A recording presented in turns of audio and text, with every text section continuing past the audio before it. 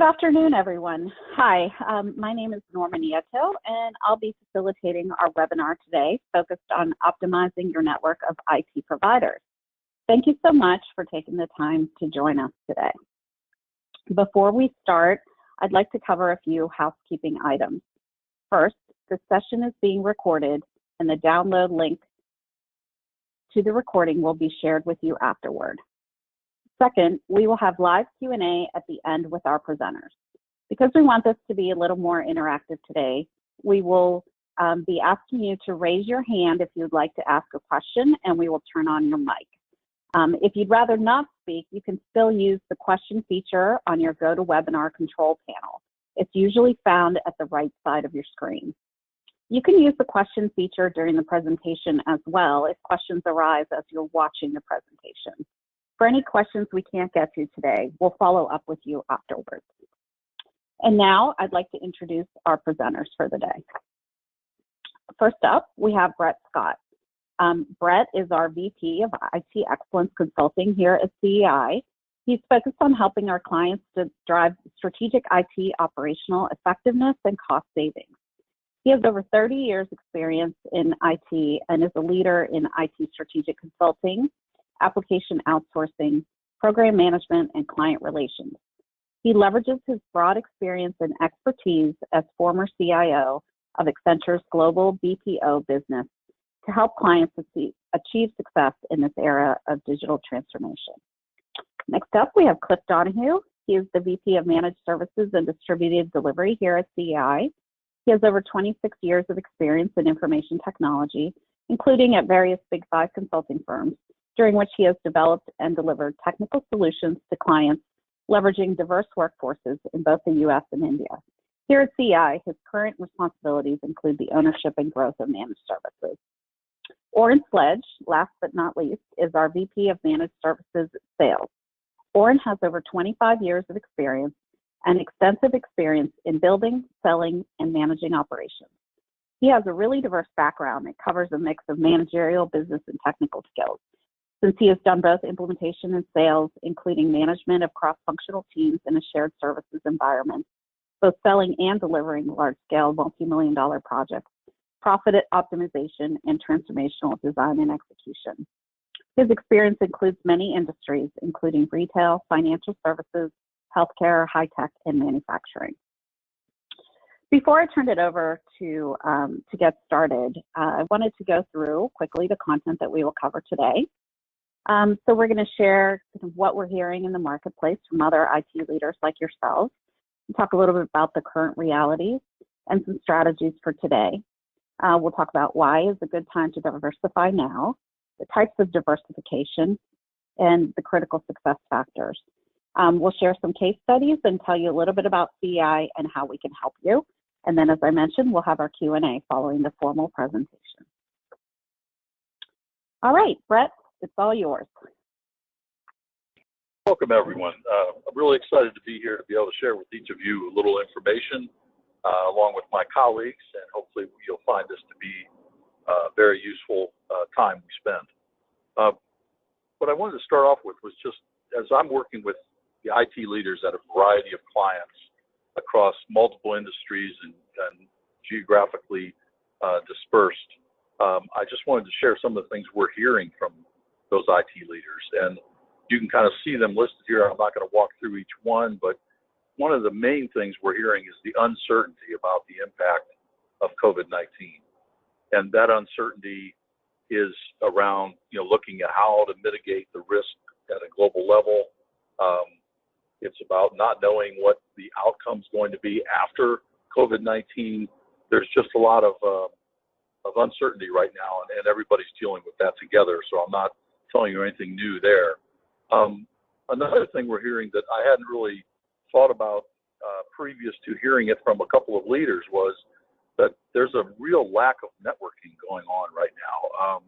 There were conferences that were planned and canceled, and there's the face-to-face networking that goes on in the office with consultants and third parties as well as internal. All of that's kind of put on hold. While we can do quite a bit with Zoom, the networking aspect seems to have kind of faded away.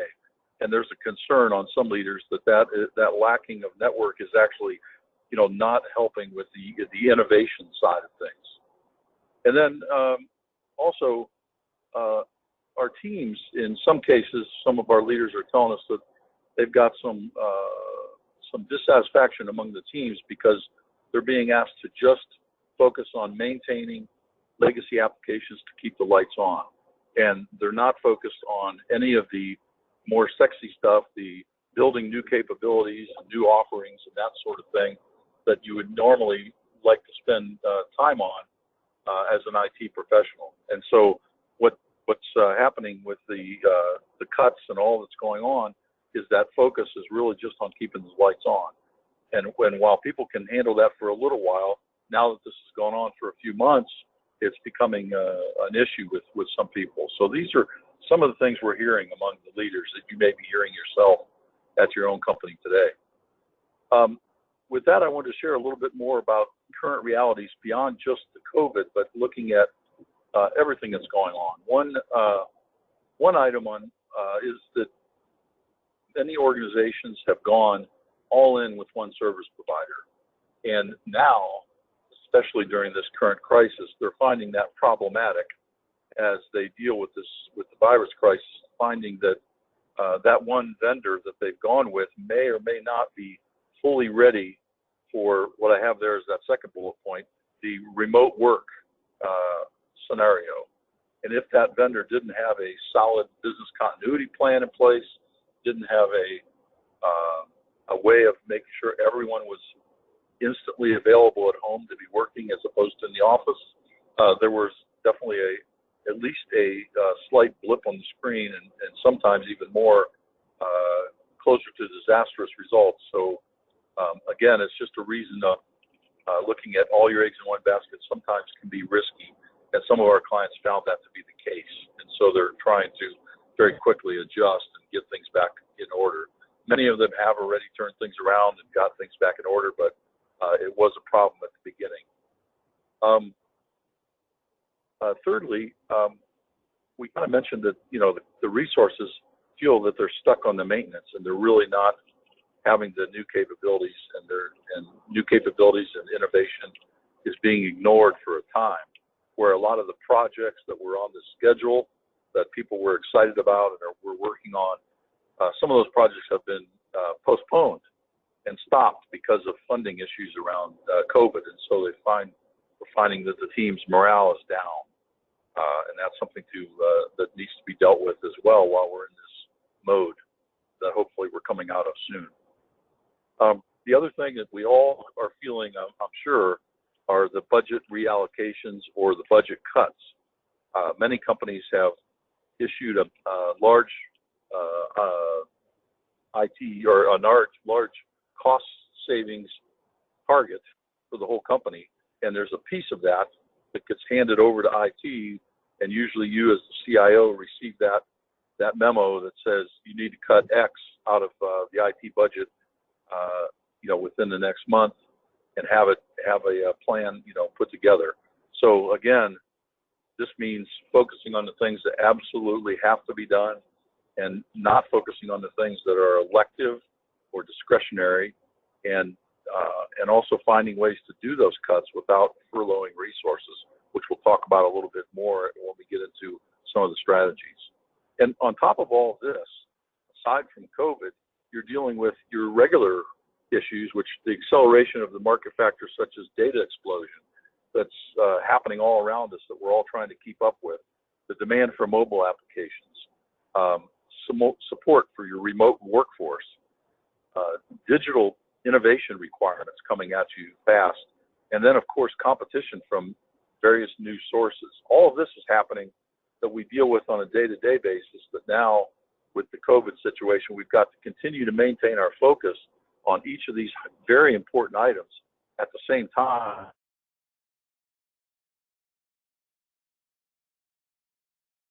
Happens in many companies that we're finding, there's a perception that IT is really, and technology investments are just an expense, or they are expensive.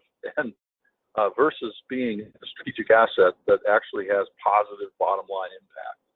And this is something that we need to help our companies transform their perspective on so that they start to perceive us as a strategic asset that actually is driving bottom line impact. And that is a transformation that we'll talk a little bit about some of the strategies to get there as well on the next slide. But this is a challenge for everybody.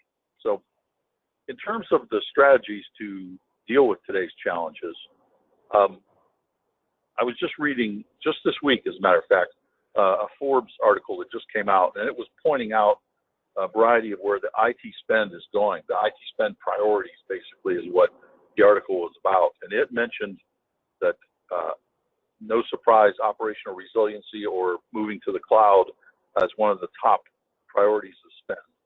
And second, and I thought this was very interesting because we focus a lot on this, and I wouldn't have necessarily think that everybody would think of it as number 2 on the priority list, but operational efficiency and the gaining of operational efficiency through centers of excellence, et cetera, is a place where a lot of the priority spending is being done right now and where the investment dollars are. Additionally, customer experience, DevOps, data management, predictive analytics, the normal things that you would expect to contend in that top priority list. And IT leaders today are strategically, finding ways to align the IT initiatives with the business goals, even more so than in the past. In fact, what I'm seeing is the line between IT and the business is at least blurring, and in many cases actually disappearing. And so what we're finding is it is more important than ever to ensure that everything we do in IT is driving toward what the milestones and goals and objectives of the overall organization are, and only focusing on the things that really are going to impact the organization's direction, so that you as IT become actually a part of the business. This again gets back to that transformation from being seen as a cost center to being seen as a strategic asset of the company. On this slide, you can see that we've got 5 different items here. The first one talks about the strategy around reprioritization of IT portfolio, product development, and projects. This reprioritization is so important that we get this right. And in some cases, some companies have a very good process in place and tools for prioritizing what the business is most interested in getting and needing in order to move the business forward.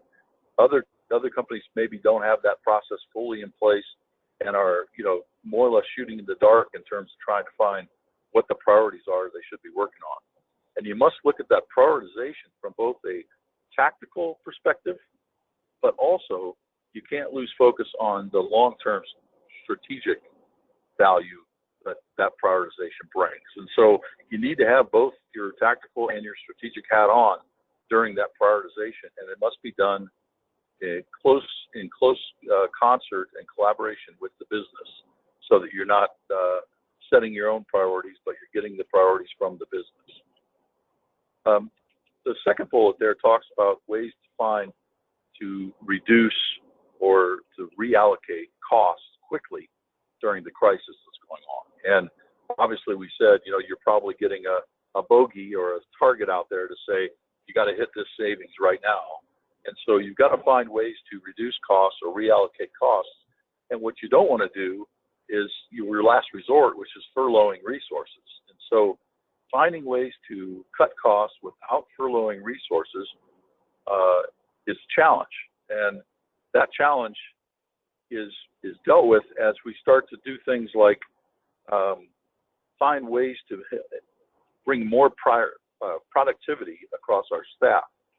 We find ways to reduce the operating expenses through efficiency and effectiveness. And that's really our next bullet point here, is about the efficiency and effectiveness. And I'm going to share a little bit about some of the results of that. If we get in there and find ways to more effectively and more efficiently do our work and our processes and the way our people work together, we actually can improve the financial performance. We can improve collaboration between IT and the business. We can decrease processing time. I'm seeing accelerated time to completion of initiatives as a result of the efficiencies. Avoidance of costly mistakes and rework time comes from having a good and efficient process in place. Eliminating the work on non-priority items is very important because much of the time we find that a lot of companies are spending more time putting those processes effectively focused on what are the true priorities, avoids all that extra time being spent and capability being wasted. And so all of these things are important in order to keep our people from being furloughed and being laid off during this time. And so driving that efficiency and driving that effectiveness is something that we get involved with.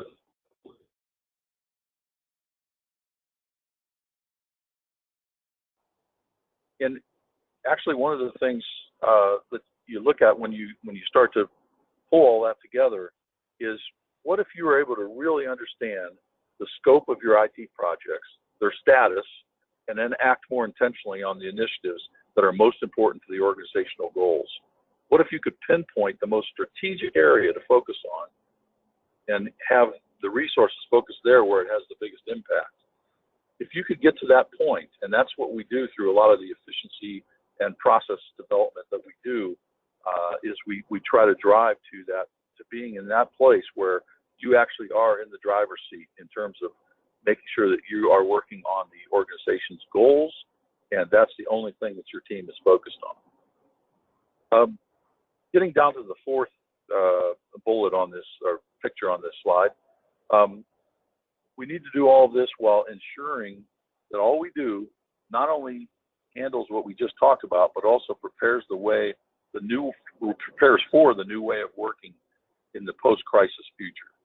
So we need to be, at the same time that we're focused on, getting the cost reduced and prioritizing our work, we need to also look ahead wisely and strategically at what do we think it's going to look like in IT and in our business specifically post-crisis, and make sure that everything we're doing is preparing us for the mode that we'll be in just hopefully in a few weeks, when we come to a place where we call this post-crisis.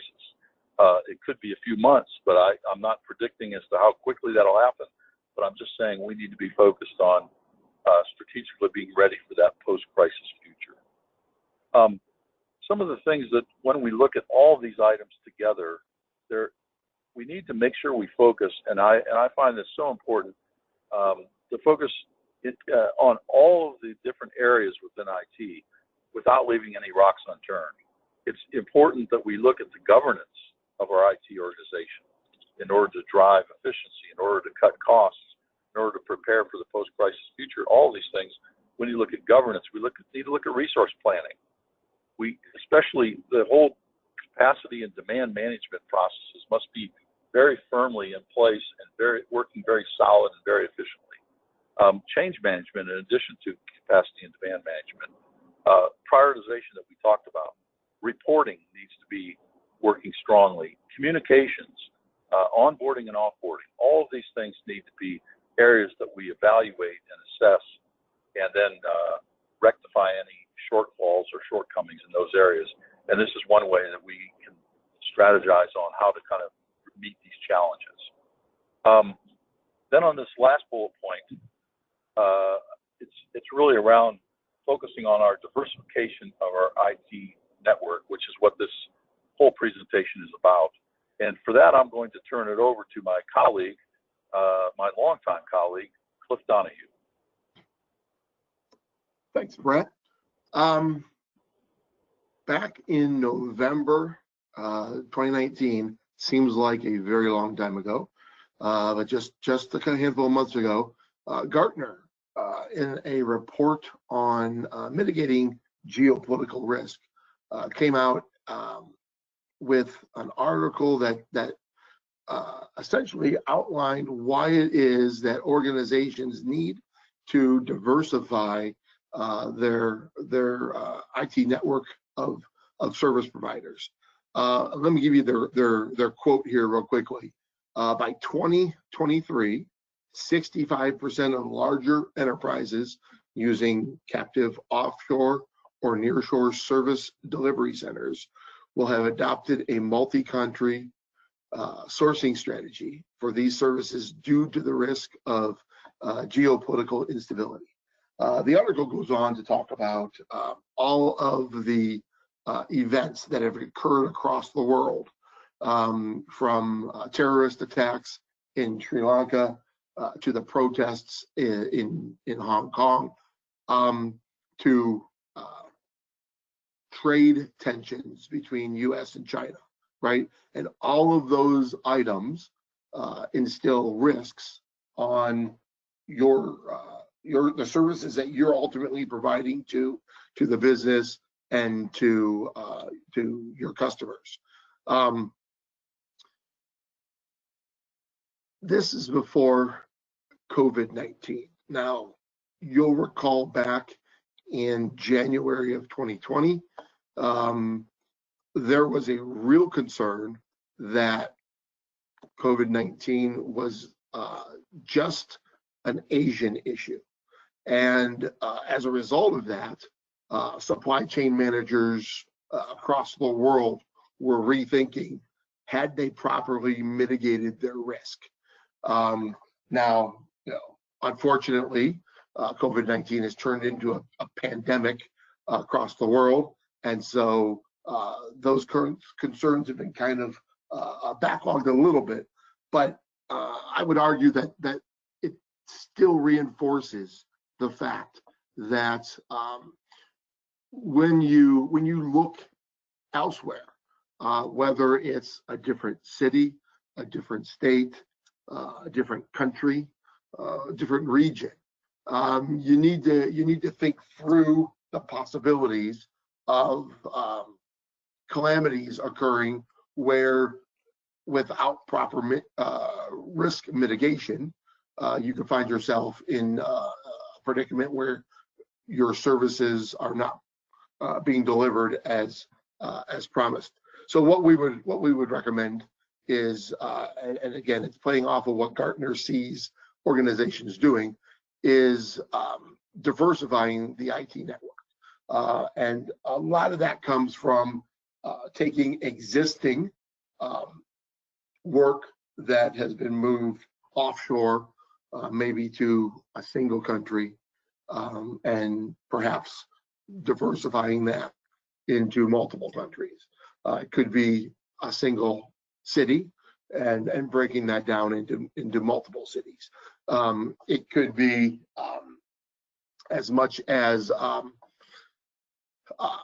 going from one organization to another. So on this slide, you'll see we've kind of highlighted those four key areas. So first of all, there is provider diversification, right? Oftentimes when you get into a new organization, the first thing that the CIO will think about is consolidation of providers. And I'm certainly not here to say that that's a bad thing. What we're saying is be careful about consolidating too much, right? So I have a very good friend who works for a company probably about $15 billion in size, and he went from 38 service providers to 4. And again, the idea was the efficiencies, the lower cost on their side to manage that number. And at this point, he's rethinking that 4 may be too low. And so what we're saying is, look at a combination of small and large. Look at lower cost. Look at nearshore. Look at those in the States to provide that balance. The next area is geographic, right? And again, we touched on this a little bit. We go from regional to country to city. Think about your service providers today and have you put all your eggs in a single basket. If you look at most of your contracts with most of your offshore providers, you'll see a reference to force majeure, right? There's a reason for that. The reason is there are many things that can happen in countries that we would not consider, back in the day, we would call it, first world nation. Outside of the first world, there's a lot of things that happen, and that are out of the control of individual companies. A lot of companies plan for that. They've got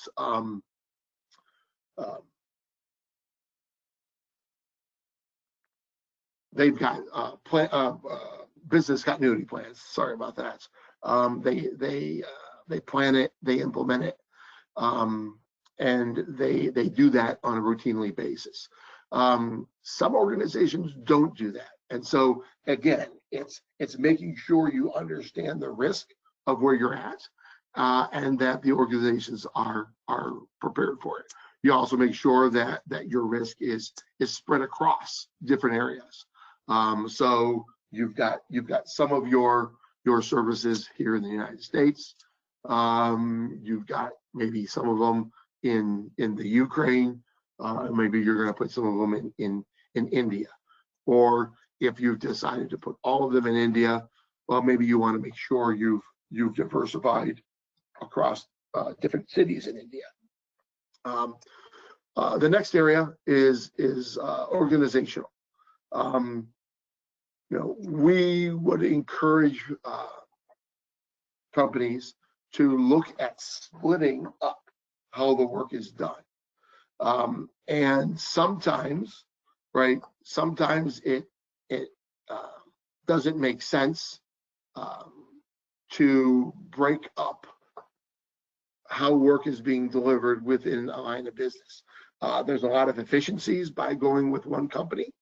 And so certainly you don't want to do yourself harm by taking one segment of your business and doling that out to different service providers if it's going to cause inefficiencies.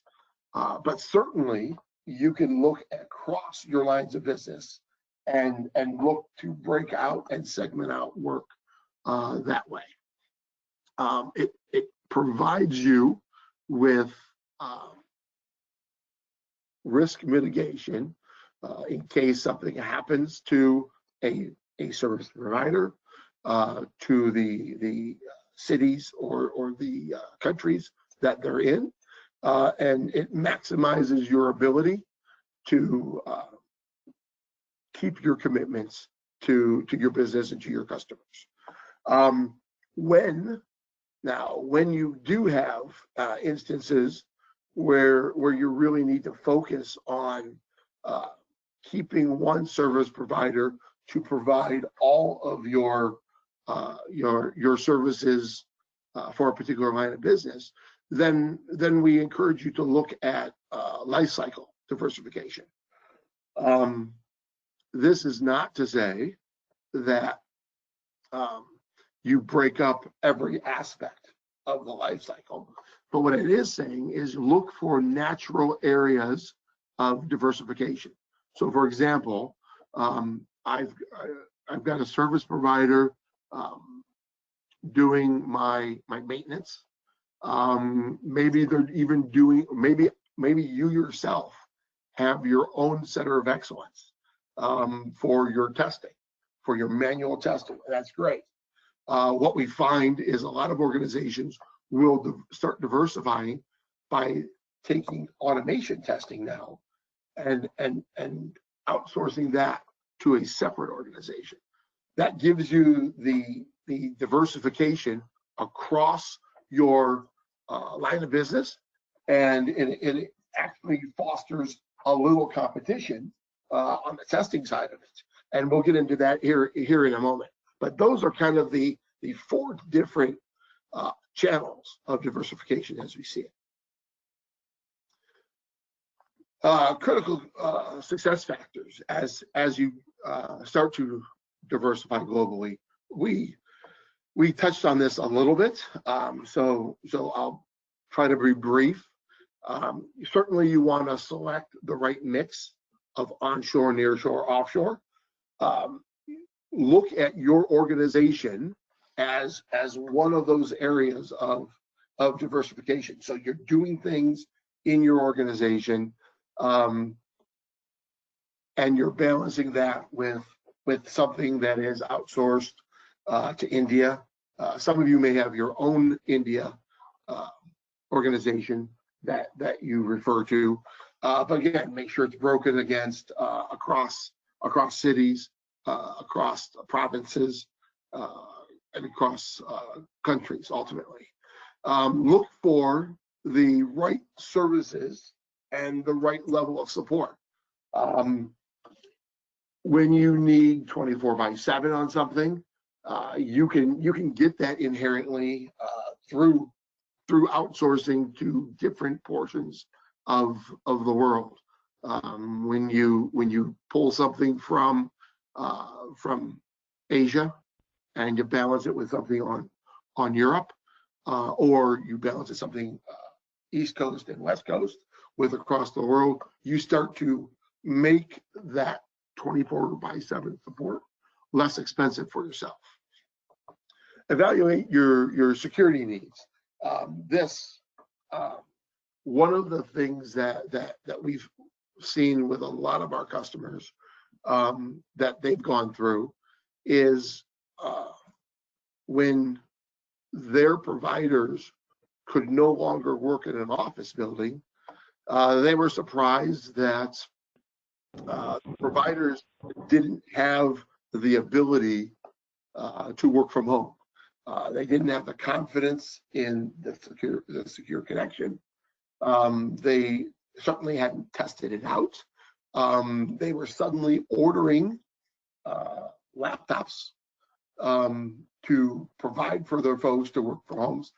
We've even had many of our customers themselves who weren't prepared to work from home. So again, make sure that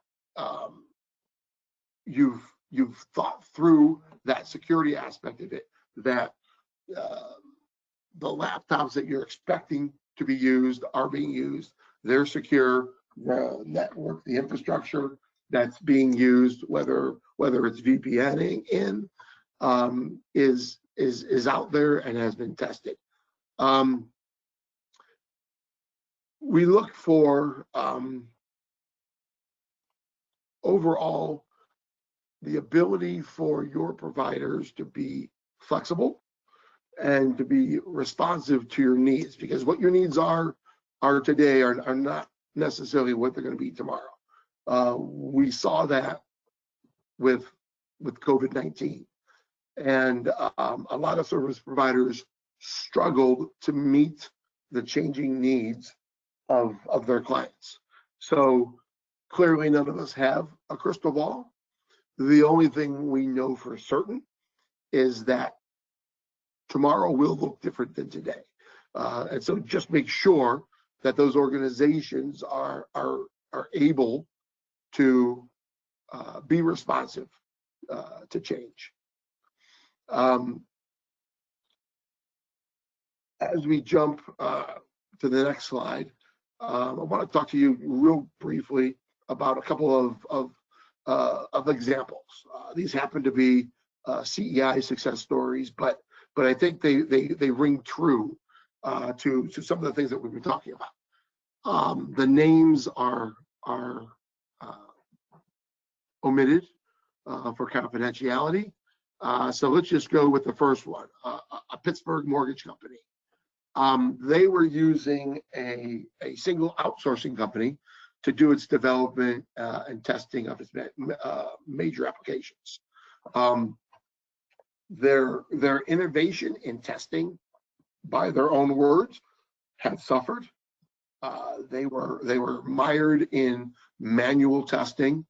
Their lead times for executing regression testings were long, and it was limiting the amount of releases that they could get out in a given cycle. So they decided to take their chance. In this case, it was with CEI. Both companies were out of India. The company that they were used to using was up in Delhi, which is in northern India. Our center was in Chennai, which is in southern India. We also mixed that with some of our onshore team in Pittsburgh. So we essentially took over, we started up their automation testing practice. So essentially we diversified their testing capability. We took out, leveraged their manual scripts, and we used that to build out the automated scripts. From that, right, having just a new set of eyes on it, we found missing manual scripts.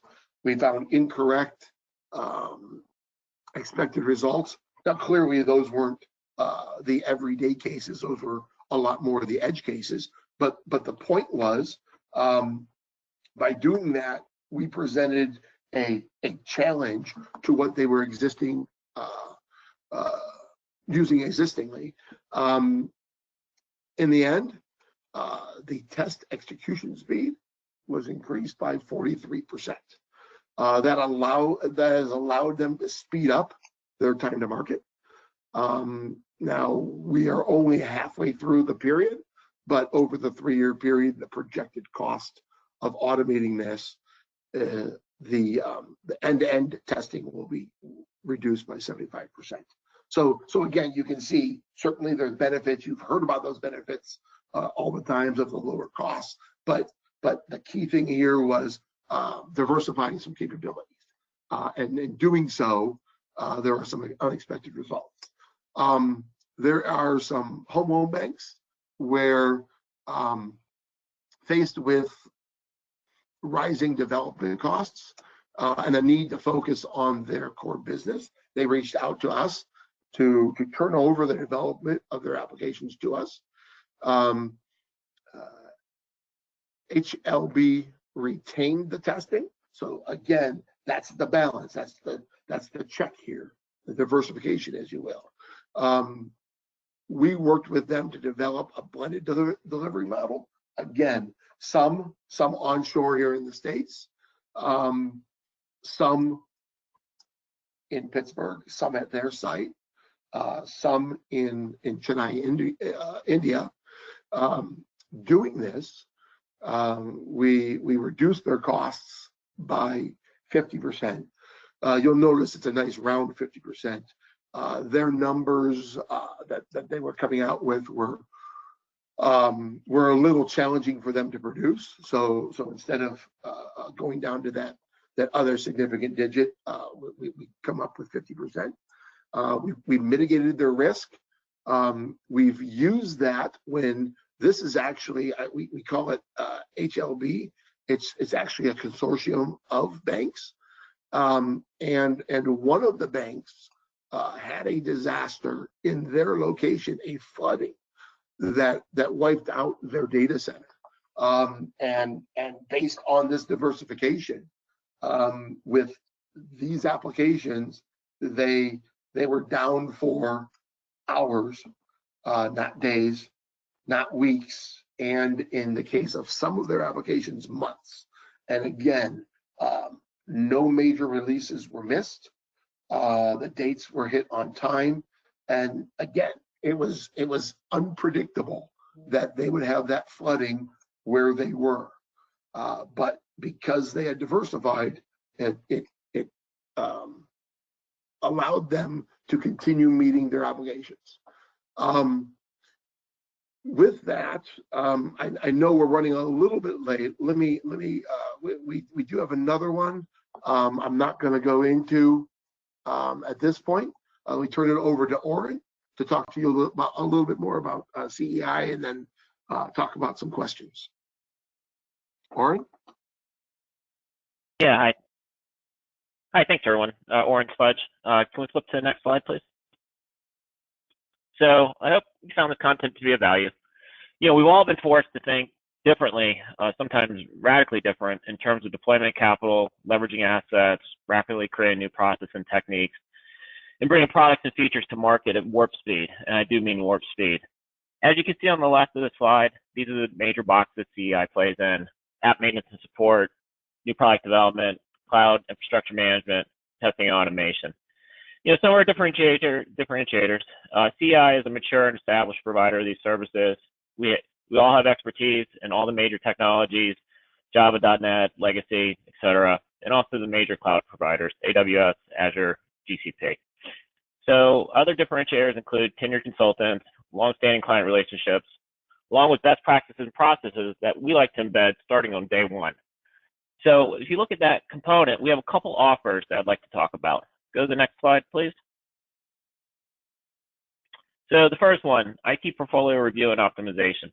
That's a low-cost type of offer where maybe you're seeing an opportunity to collapse and consolidate footprints between applications, between infrastructure, between teams. We have a process, a scorecard mechanism to seek out opportunities and measure the results, potential results. The second one, 60-day app development, maintenance, and support, no cost for 2 months. We're very confident in our skills and capabilities, and that's why we're able to make an offer like that. The third one, it's certainly a very interesting one, automated testing framework. With that, you get 50 automated scripts at no cost. So, these all have big impact, low risk from a buying perspective, and we're very confident in our ability to deliver these services. If there's interest around these offers, feel free to reach out to me.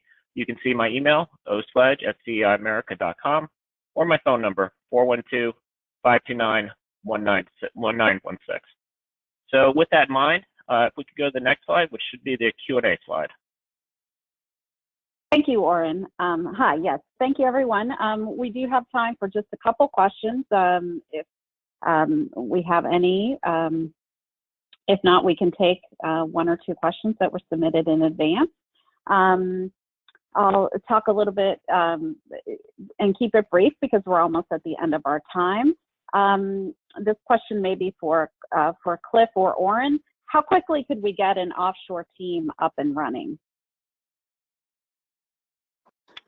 Sure, I'll answer that. Okay. I'm sorry, go ahead, Cliff. I'll let you answer it.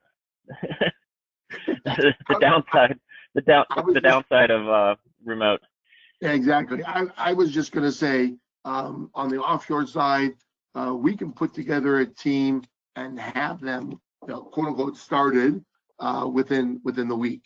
Now, started is vastly different than being fully functional. If we're looking to do the maintenance on your applications, obviously there's ramp up time and all that to hit your peak. But to get started on any of these offers, we can certainly do that within the week.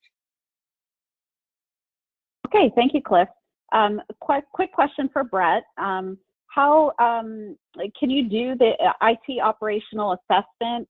Can you still do that in today's remote work environment? And about how long does it typically take to do one? Yes, we certainly can do that in the remote environment. I think it is preferable to be able to be on the ground, face-to-face in a conference room doing some of the interviews with the various IT leaders and business leaders.